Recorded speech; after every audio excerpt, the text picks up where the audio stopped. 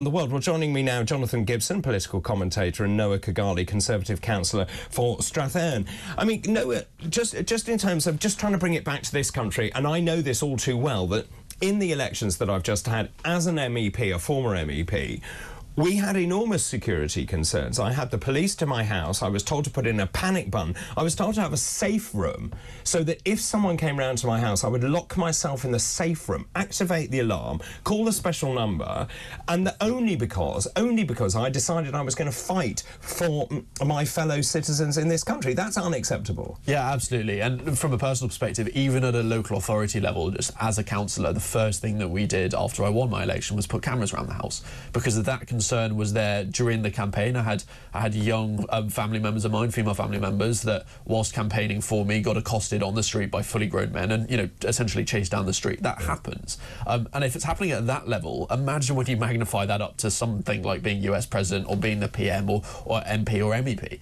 That's such a concern at every level of our politics, because I think the disconnect has emerged where people, you know, see these political figures as not people anymore. And that's always the concern for me. I think we need to remember that these are always people that are standing up most of the time for what they genuinely believe in. I would agree with that. And also, Jonathan, there is a role of social media here, because we were talking about this earlier, but the things that people write about me on social media are abhorrent. And I have to actually remember what Nigel Farage said to me: just don't read them. But it's very difficult not to read them because we're all human. So you start reading them and then you realise that it's really easy to be dispassionate and for someone to be sitting at home and then writing something about you because they don't know you, they've never met you.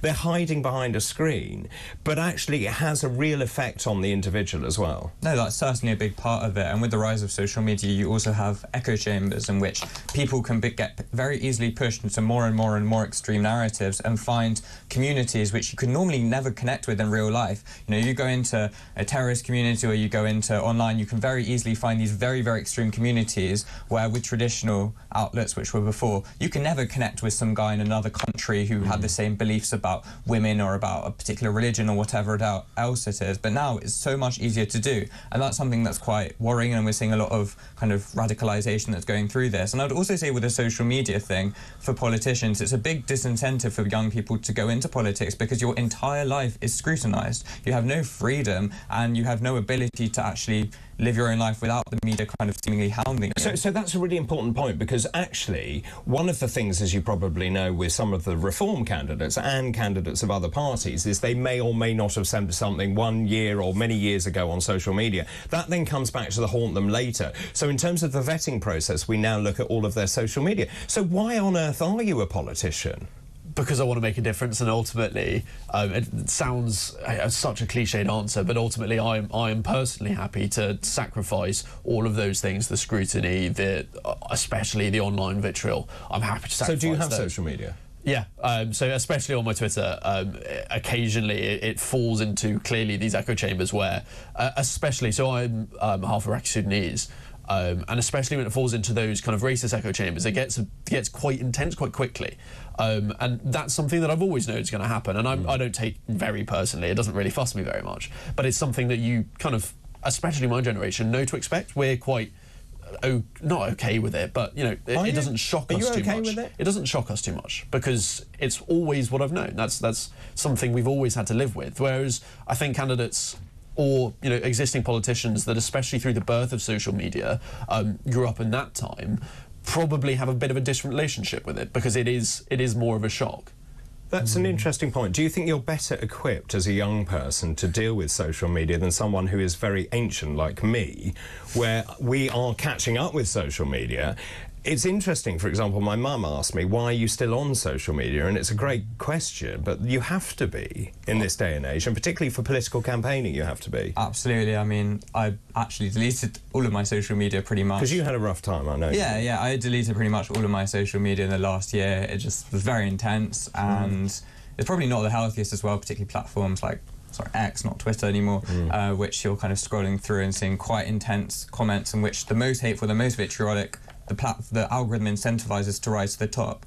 I do think with the younger generation, there are benefits and disadvantages in that the younger generation may be better equipped to critically evaluate some of the things that they see online, and they may be more used to understanding the formats and the way in which it works, and we can engage with it. However, there's also concerning trends in the amount of information that young people are receiving from social media, which is not necessarily being vetted or checked or regulated in any way to check that it's not fake news, for example. So I think it's more than half of young people receive their news from TikTok. That's right. And who knows who are the people who are publishing that? Sometimes it might be mainstream outlets. Often I would say it's probably not. It's probably just some random guy who's making a video about it. And so you can say maybe we have more access, but there are clear concerns about this. And with, for example, AI deepfakes and the ability to spread false information, algorithm use, they are concerning trends, I think, and I'm worried about the integrity of democratic freedoms when it comes to free information, the ability to access information which is closely controlled. I think one of the things that I was noticed in the general election is we had a lot of candidates who'd never done it before, who put their names forward for all the reasons you say. They want to make a difference, which is absolutely fantastic. They had no idea what they were getting themselves into, because we then had police briefings, the level of, it doesn't matter which political party you're in, but the level of vitriol and bile that's then levelled at you. And for someone who has not been around politics at all, that's incredibly effective at destroying you, actually.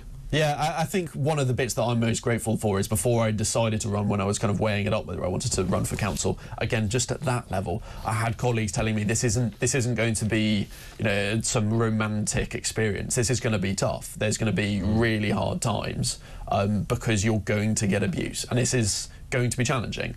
So I went into it knowing that was what to expect. But I can imagine if you go in just having watched, you know, The West Wing. The West Wing. Expecting this, you know, joyous, happy, clappy, we're going to really make a difference, it's all going to be great experience. Yeah. And it's not. It's hard. It really is hard, and Lord Walney, who is the government's advisor on political violence, has written to the Home Secretary asking him to investigate the intimidation of candidates during the general election, and says, I'm increasingly concerned about the scale of intimidation against candidates in the general election. Now, love him or hate him, and we spoke about this earlier, Nigel Farage had a milkshake thrown at him, but there again, it could easily have been acid. We're in situations where you have no control over the public whatsoever. People are invited to come along, and of course we've seen with Joe Cox, for example, with David Amos, we've seen politicians whose lives are in danger. And it's about, I think, trying to understand what are the causes of this, where are these sorts of things coming from, and trying to effectively dealing with it. I think there's a range of causes. I think the language that is used in the media, the sensationalism, and the way in which we really try to play to people's emotions is going to be very dangerous. With the Trump attempt to his life, I think obviously this is no one's fault other than the shooters. This is going to stir up a lot of emotions in people, and when people are more emotional, they're often more volatile, they don't think as possibly as rationally. So I think that's a part of it. I think there's a dehumanisation, I think there's a sensationalism, I think there's the media aspect, I think there's growing polarisation and fragmentation. There's a range of reasons for that, and it's just become really, really nasty, and it's, you know, not a space that I think a lot of people want to enter into or can connect with. And there's politicians we've lost the ability to empathise with as human beings. So much as shaking someone's hand has become a big political deal. If you look at, for example, Americans, the proportion of American Republicans who say that, I don't know, date someone who's of another political party has absolutely plummeted. And there's a lot of reasons for this. I mean, there's just, we can talk about economics, we can talk about cultural stuff, but that is something in and of itself that shows this country is slightly trying to tear itself apart. That's concerning. I mean, it is absolutely fascinating, the tribalism that goes with politics, and you're absolutely right about whether you date someone from another political party, because actually it's quite nice to have someone who actually isn't going to argue with you the whole time. We'll talk more about that in just a minute. Also, after the break, we'll be going through some of the other, yes, there are other stories making the news as well. We'll go through some of those after this break. This is Talk.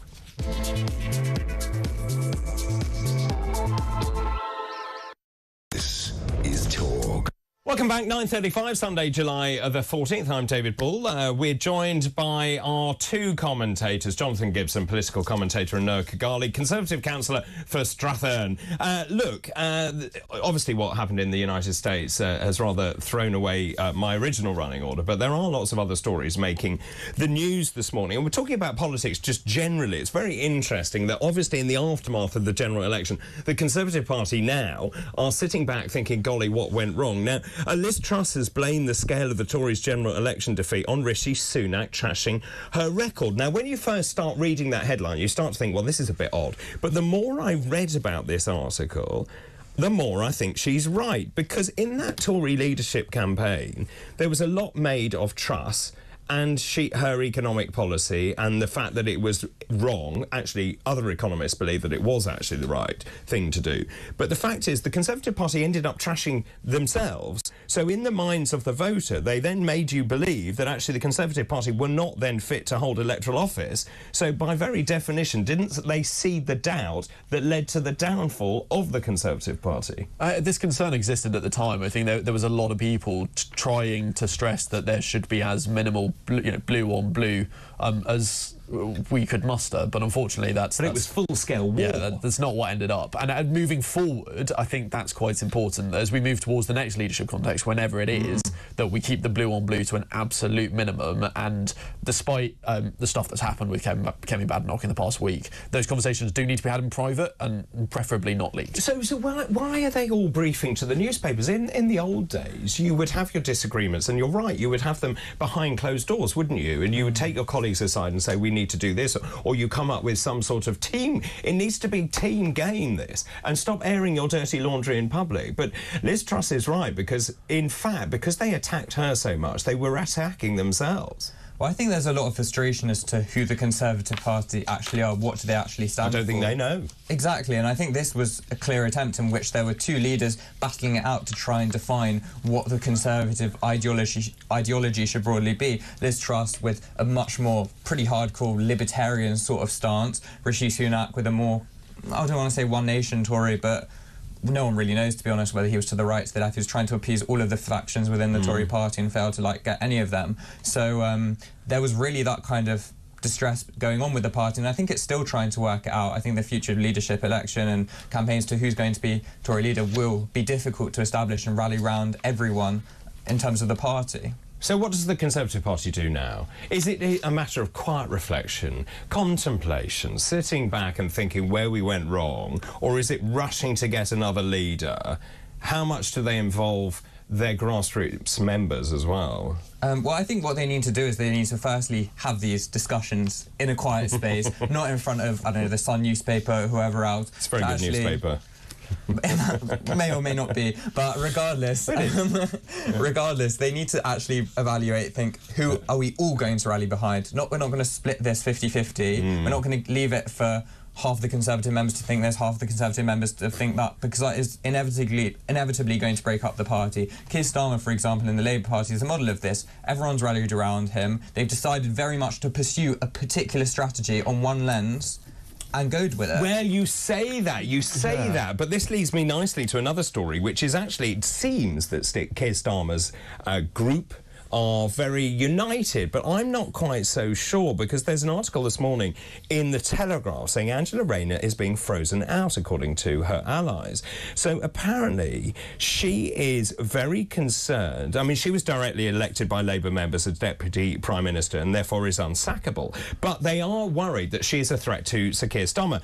Now, just in terms of what she's doing, she was responsible for this flagship policy, the New Deal for Working People, promising to boost wages and give workers more rights. That's now been given to Jonathan Reynolds. Her planning brief seems to have been given away as well to Rachel Reeves. Do you think Angela Rayner is being frozen out? Absolutely. I think you only have to look at what happened to the rest of the left of the Labour Party, and they've basically all been expelled or stopped from standing. It would be a surprise if there hadn't been moved for some time to freeze Angela Rayner out. I don't think that's a huge amount of surprise to anyone, really. I think that's the point, in a sense, that they have neutralised and completely washed out of the party elements of the much further left. I wouldn't say I could quite classify Angela Rayner as being on that same fringe of the far left. You still have people like Lisa Nandy who are to the left, but not quite sort of Corbyn momentum sort of style. And so I think they still have a role, but clearly she's retained membership in the party. She could have stood down, she could have caused a scene. Instead, she has continued to back Keir Starmer, which I think is significant. I think this but is she hasn't done much, has she? So Wes Streeting was on the offensive. He talked about the NHS being broken. We've got Rachel Reeves. She was in the Churchill room at the Treasury, by the way, the same room where the NHS creation was announced. She did the maiden speech there. We've seen all these other frontline politicians doing stuff. Angela Rayner hasn't been doing anything. I don't think she really needs to come out publicly and do things very much public-facing, because I think she is very popular. I think she's trying to retain... Is, with certain groups? Yeah, with certain groups. She's got that same sort of charisma that maybe you could say Boris Johnson might have had, but very much appealing to a different segment of society. Is she like Boris Johnson? Well, I can see the argument there, but I think ultimately Labour have developed a pretty solid roster of media heads now. And Angela Rayner, while she might be very popular with some groups, is broadly pretty unpopular amongst the entire country, as most of the Labour Party are at the moment, to be fair. Despite the election results, and they know now that someone like Wes Streeting they can put up and it'll be a consistent, good media performer. Whereas they know someone like Angela Rayner, stories are going to come out that they maybe don't want to come out of her interviews. So it's so interesting when you look and dissect the election result, because Labour, on paper, Labour has had this enormous historic win with 411 seats. But when you dive into this, actually, people didn't really vote for the Labour Party. They voted against other parties, and that's basically the bottom line here. Turnout was 60%. That is the second lowest in history after 2001. And Keir Starmer got fewer votes overall, 9.7 million, than Corbyn did, and he got 10.3 million. Yeah. So it's not actually a vote for the Labour Party. No, I don't think many people were particularly enthralled by Keir Starmer whatsoever, and we'll see whether he can try and change that over the course of the 4 years. I think people are pretty fed up with what they see as more boring or more establishment politicians. This was also because Reform UK weren't a factor when Corbyn was standing, and at the end of the day he did manage to play the campaign cleverly enough to make it an anti-conservative campaign. Well, he didn't really say anything, he didn't need to. But he didn't need to, and that's the political strategy. Tony Blair did the exact same thing and won a landslide majority, and at the end of the day, the results are the results. So he's done very well politically. In terms of whether he can change this dynamic, and in terms of whether he can sort of stay in power, I think there's a lot of factors to whether Reform UK, what the dynamic is between them, whether there's any move to appease one another, whether Keir Starmer can actually bring people, maybe young people who are very much disillusioned with politics, people who feel very much left behind, back into their political fold and find a space for them through levelling up and through a range of policies, or not. And I think if not, that more anti-establishment parties, whether that's Reform UK, whether that's the Green Party, are going to get increasing numbers of votes, because I think they're just kind of both on different wings, sort of more anti-establishment political movements. I mean, it's fascinating, but young people, the turnout has dropped of young people. It's actually not the biggest drop. The biggest drop is in middle-aged people who, and when you ask people why they didn't vote, they said they don't trust politicians, voting doesn't change anything, and anyway, I'm not going to vote because the party I want to win is going to win anyway. So there is enormous apathy going on. Yeah, there's huge amount of apathy, and part of that, I think, is an issue you're seeing across the Western world in terms of the structural problems that we have in our society. So we have these massively ageing populations, and we don't really know how to deal with it. Not at all. And some countries are going towards mass immigration to try and plug those gaps in the economy. And whether you think that will work or it won't work, the problem remains is that we're going to run out of people at some point. And either we need to be having loads of children, but that'll only fix it in 20, 30 years when all of those young people are in the workforce. And there's all of these huge questions that nobody's really answering, because I genuinely don't believe anyone actually knows the answer.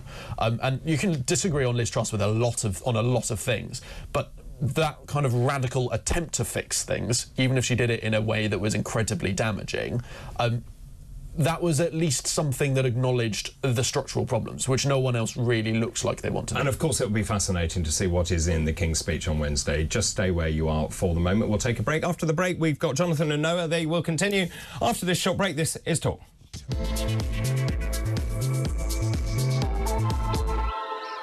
Welcome back to the final part of Weekend Breakfast, the time 9:49 on Sunday, July the 14th. I'm joined by Jonathan Gibson, political commentator, and Noah Khogali, Conservative councillor for Strathern. Now, just before we move on, Simon Butterworth has mentioned and messaged in saying, good morning, by the way, to you, Simon. With the death of Diana, we learned the phrase, a good day for bad news. I hope that the press keep their eye on the ball and don't let the drowning out of any of the changes that the government is going to make just slipping through without being scrutinised due to the Trump news this weekend and coming week. And this is a really wonderful segue into this huge story, which really has been pushed down the news agenda this morning for obvious reasons.